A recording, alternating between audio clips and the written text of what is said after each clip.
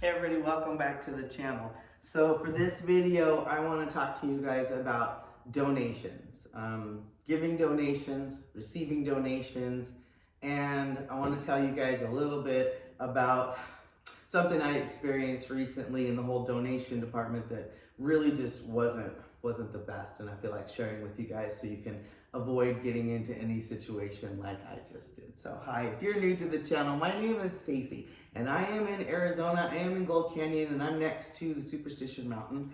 And quite a few years ago, I developed a nonprofit called Desert Nature Alliance, DNA, Desert Nature Alliance. And the mission has and always been is basically to get everybody to fall in love with being outside in any of their surroundings, wherever you are. But if you happen to be in the desert, I'm going to showcase all the amazing that's out here. And it continued to grow into something that I now am super proud of. I mean, I was proud to begin with, but really at this point, super proud. The amount of different events and the amount of people that we get to go see and share the love of the desert is pretty phenomenal. And I get to be online. Our YouTube channel has been doing really well for us being as small and low-key as we are. And I try to be a real nonprofit for you guys. So let's talk about donations just a little bit. So yes, I am a 501c3 PO, whatever those numbers are. I've never really been that big on that end of it. You guys know that. I have help on the other end of the paperwork and stuff that keeps me legal. I'm the one that does the museum. I'm the one that does the exhibits, the bones, all the really cool stuff. I'm too artistic to really hunker down into the numbers. So one of the first things that I asked when we first set this up is please don't set the tax bracket or the numbers up somewhere super high. I'm not going to be out actively looking for grants and those kind of things. It just wasn't my focus.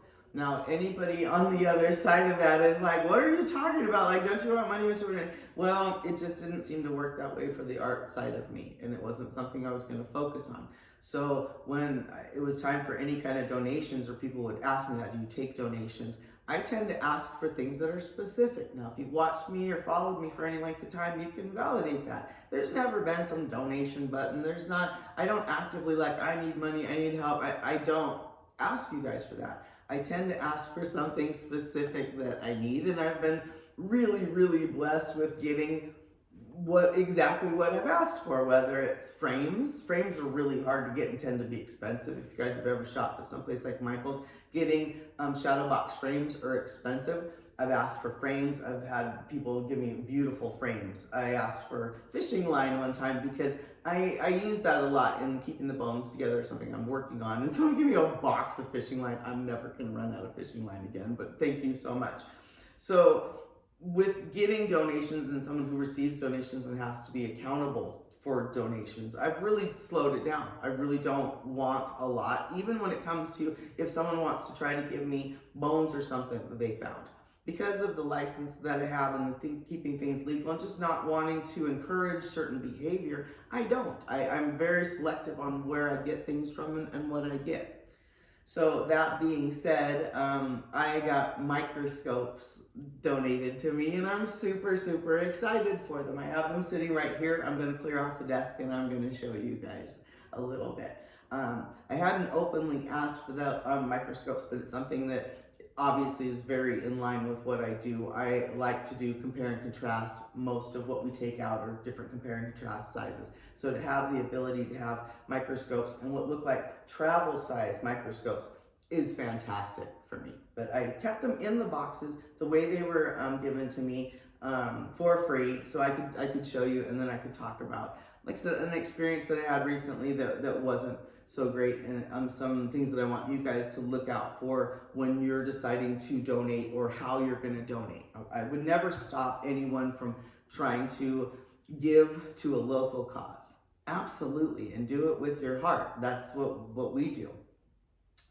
At Christmas time, I had been searching for a place to actively donate to and then to be able to publicly say, because the type of nonprofit that I have, really we go to STEM events, we help support education. We don't put ourselves in different lanes that we don't think we are capable of being in or not qualified for. So if you're talking about maybe some domestic issues or unhousing or the things, and I'm trying to be careful with YouTube with the way they allow us to speak about certain things. No, that is not what the DNA or our nonprofit is set up for. So I do actively look for other places that we can donate to, or to tell our friends and followers, this is where you can support, right? So anyways, let me move some of this off while we're talking, because I wanted to be able to not make this video too long and still show you what I have. So let me move this out of the way here. Let's do this. So, found a place locally that I wanted, that I felt like would be in line, and it was a center that was for women. And I said, okay, well then, yeah, maybe this is something that I should be, involved in, or could be involved in. Went over to it, and the first day I went there, they were having some kind of big end of the year thing, because it was around Christmas time. And I got a little tour, and I honestly told the person that I met, I am looking for a place that I can trust and that I can give to and publicly give to. I said these things when I first walked in, that this is who I was. This is the platform that I actually have. I am online. I want to actively be able to give to someplace locally in our community, and I'm looking for it at the holidays. I was given a tour of the place and assured that the mission they were on was working, and I felt comfortable in it. And so that day, immediately, I asked them, well, what are you still looking for? And I went out and I went shopping for it. And that's something that this is where I felt like I became all of us, is that when someone tells us in that situation that they're in need, and you feel like you have something, especially around the holidays, you're more than willing to, well, let me go do. There are people that I don't need to give to this year, whatever, and I can take my money and put it off to somewhere else. I went out and I went shopping in what I thought was needed, and came back literally the same day, donated a whole bunch of stuff. And I don't want to get into how much money or the worth of things, because that's what I wanted to talk about with us with this, with the donating, is where the worth is. I'm going to move this for a second, because I do feel like now I need to sit back down. Where the worth is in donations is where your heart is and the intent is. When you give from your heart because you want this mission, this whatever, if you want me to succeed, if you're giving from your heart, that is the best thing that you could ever do. And I don't know if there's a money amount that you can put on it. It doesn't matter if you hand somebody $1 million, but if your intent behind it isn't good, yuck. I'd rather have the 50 cents that's been slid over to me from a child because they want something in here they can't have. You know what I mean? I'd rather have the moments in time that are precious and the gifts of energy in that exchange than something that's being squandered, given wrong, given just for clicks or likes. It's just how I operate. I don't have the name publicly of the person who donated these wonderful microscopes to me. But I want to talk about also the fact that, these are older microscopes.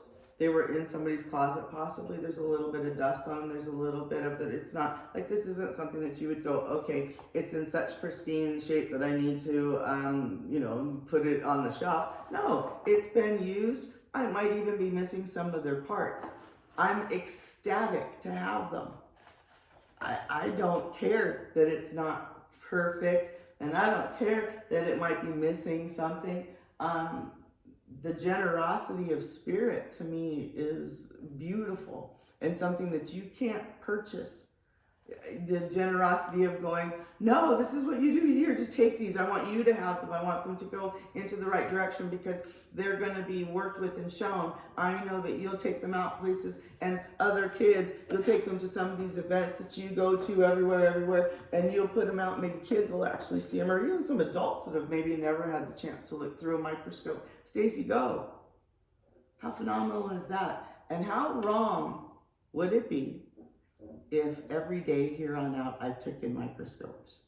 Microscopes kept coming, and I never told anyone to stop. And I had them stacked up in a corner somewhere because I had so many microscopes, but I never told anybody that I had more than enough. And I never tried to, can you imagine? How would you start feeling about how I was behaving around those microscopes?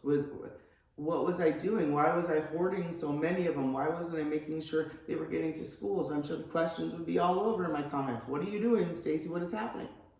Well, that's basically what I encountered when I went back to this place that I too was going to volunteer. Now I'm a nonprofit myself. I don't know why I'm standing up, you guys. I'm a nonprofit myself. I haven't had a salary in probably 6 years. No lie. You're like, how are you living? I don't have, you notice, I don't go to Starbucks.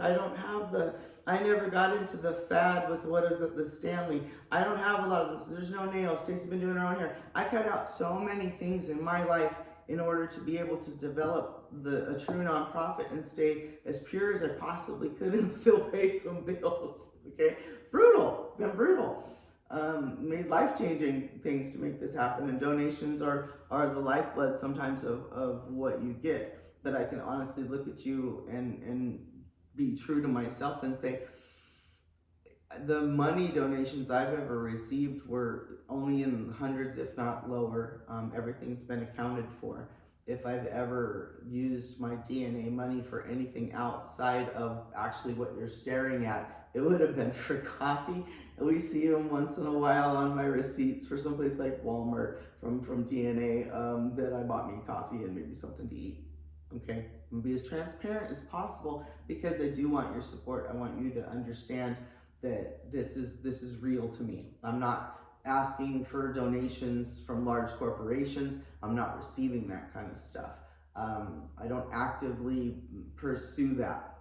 There seems to be something almost wrong once you reach a certain level of millions, that your mission changes or what you're even able to achieve, because I just don't think that the universe supports you the same way anymore.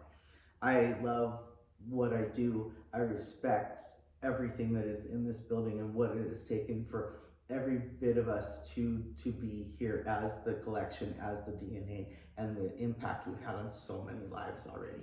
I'm not trying to mess that up in any way, shape, or form, so I'm gonna be as pure as I can, and I do expect my audience, my family, everyone around me to knock me down if I get too high.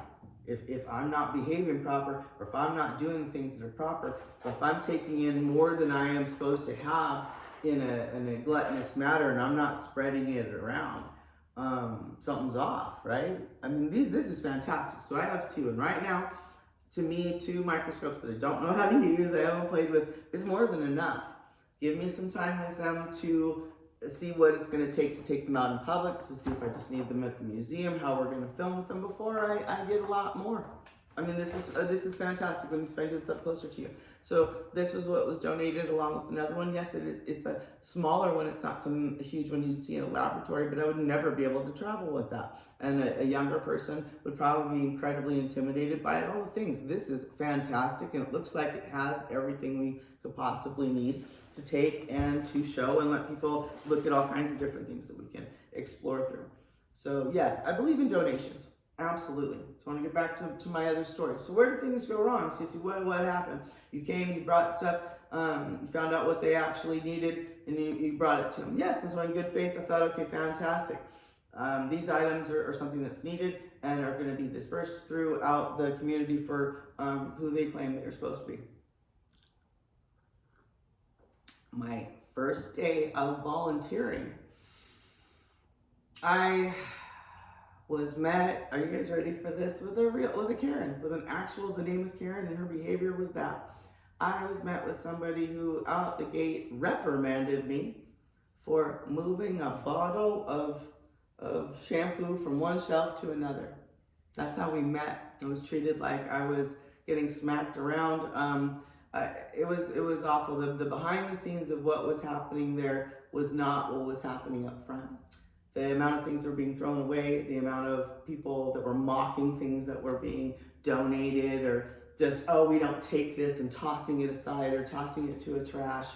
Tons and tons of things that look like this, where it's like little shampoos and conditioners. Oh, we don't take these. And just this continuum of, oh, I don't take this, it wasn't good enough, worth whatever. No clarity. There was no signs to tell people that were donating, we don't take these things. And there was, to me, the worst part about it was no stopping someone really from donating something that they felt was going to a good cause, and saying, this is really not, we don't need this. We have cases and cases of toothpaste and toothbrushes that are actually have dust on them back here, but no one's saying that out loud.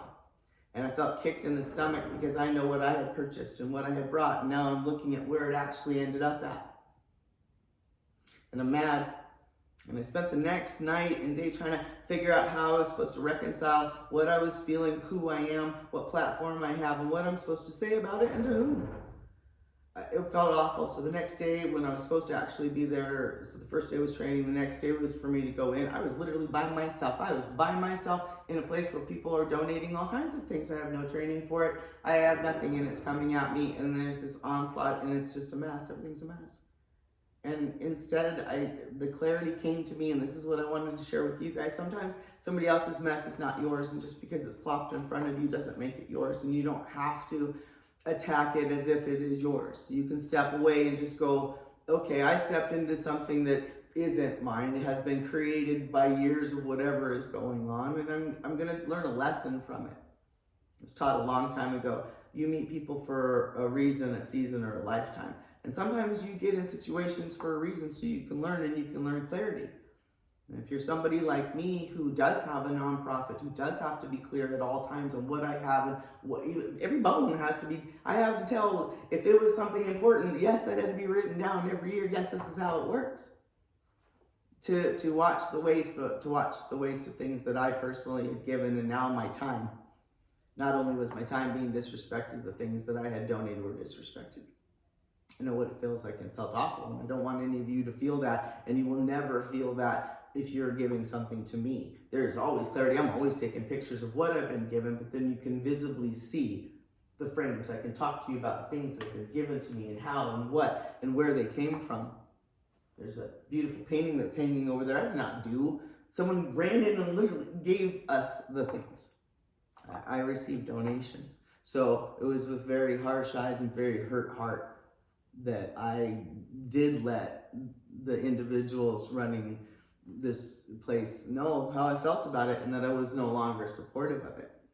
And it was literally the same time that I was receiving these that I was having to say no to some place that was receiving so much, but didn't have the sense to stop the floodgate to tell everybody, we don't need for a minute. Why would I take microscopes if I didn't need them? That's irresponsible. And that's what I said. Okay. Of course, I was basically dismissed. I'm done. You know, no one ever wants to hear that they're doing something wrong. That's all of us, right? But I stood firm on the grounds of where I come from, what I've done, what I've given up myself, what I've given, what I've received, how open and honest I've been about it, and what I expect those around me when you're claiming you're doing it on behalf of those in need. When my sign, I don't know if you can see it from here, I don't know where it's at the moment, the sign for the DNA says community service. That doesn't mean just us picking up trash, and we have adopted 2 miles of the highway out here in Arizona by Silly Mountain. We do cleanups for ADOT. It means more. Okay, community service means like you guys saw. We went to the Halloween fest out here, and we donated our time to that. We go to the STEM events. We donate our time. I'm not paid for any of the things. That is the community service and the uplifting that we're giving. But sometimes it has to be also an advocacy where you step in front and go, you know, wait a minute, wait. I gave you this much, or I give this, and how are you really behaving with it? And that's why I wanted you guys, everybody out there, to step back from where you've donated from, where you're giving your money to, where you're supporting to, and really take a good look. Look it under the microscope. Take a close look at what you're doing and where you're giving and what's actually happening, and don't be afraid of it. Let it happen. Thank you guys so much for the things that you give, for the support, for the little thumbs up, for all of it has made a difference. I'm very incredibly proud of. I'm proud of the platform, I'm proud of the museum, I'm proud of the work and the difference that the DNA has made. if I have to continue doing this job or role or career, or whatever that I've chosen without some crazy big paycheck, then so be it.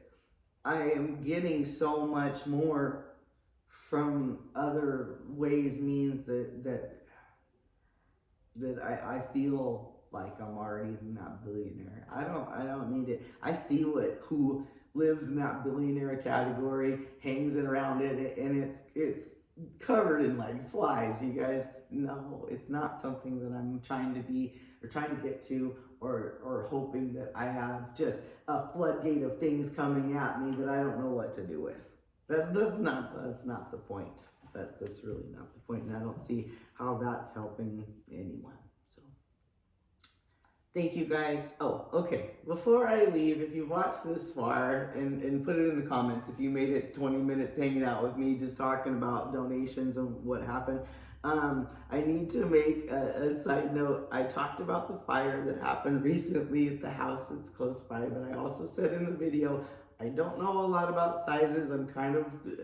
It was out of my brain category, and I said some really large numbers, and the houses really are not that big, so I want to make sure that I adjust that for you. So the house that was on fire that we took the videos of and they're still looking at, it's about 9,000 square feet. To me, it's still a very huge house, but it's not 20,000 square feet. However, in my defense, the house that is above it, that I was saying was huge, is large.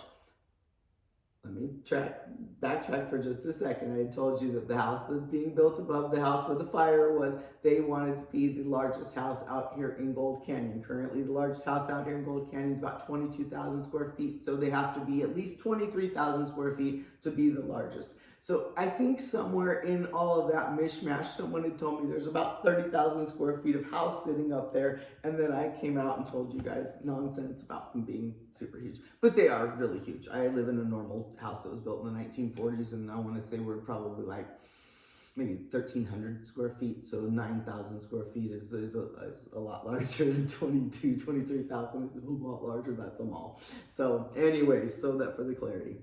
Thank you guys again. Thank you for the donations. Watch where you put your donations, but please keep donating. Just make sure it feels right and your heart feels good about it. I'll talk to you guys soon. Bye.